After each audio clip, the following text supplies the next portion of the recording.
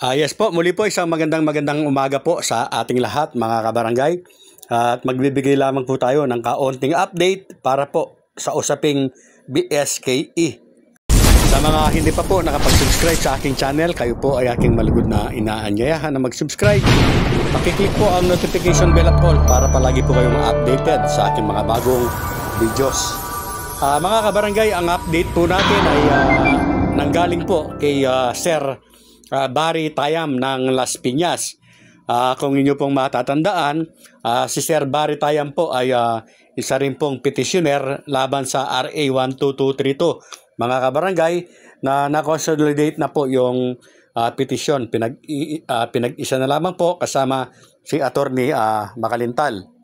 So ayon nga po sa update ni Sir Barry Tayam, siya po ay nakatanggap ng notice na mayroon pa palang mga abogado po na nag-file ng petisyon laban nga dito sa RA 12232. At ang mga bagong petitioner po ay humihingi po humihiling po sa Korte Suprema na sana po ay magpalabas po ito ng PRO laban nga po dito sa RA 12232 mga kabarangay.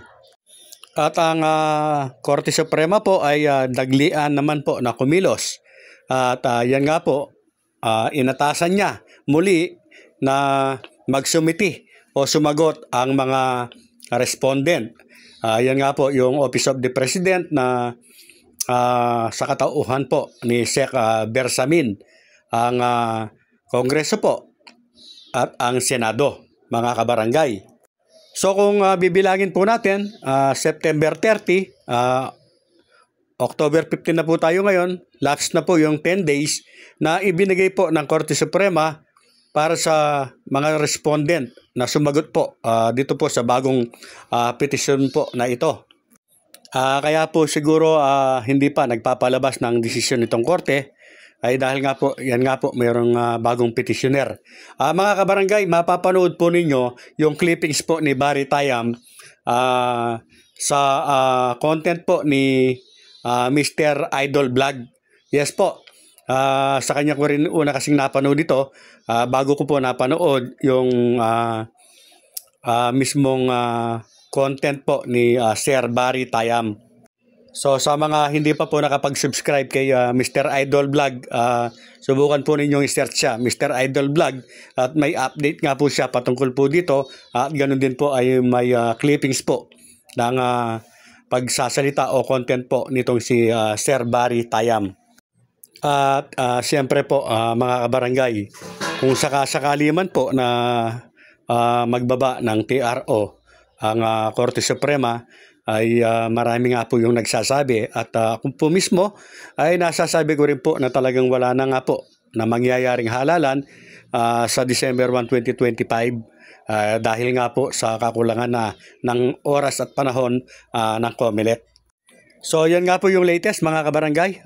May mga panibago po palang petitioner laban sa RA 12232 at mabuti na nga lamang po at mayroong isang petitioner kagaya po o sa katauhan po ni Sir Barry Tayam na nagbibigay po ng update kasi po hindi po natin ito nakikita sa Supreme Court at salamat kay Sir Barry Tayam kahit papaano po ay nagkakaroon po tayo ng update. At sa mga nakasubaybay po sa usaping ito, pwede din po ninyong i-search sa Barry Tayam para mas makakaasa kayo at mauuna sa mga update mga kabarangay dahil siya po ay nag-a-update patungkol nga po sa usaping ito.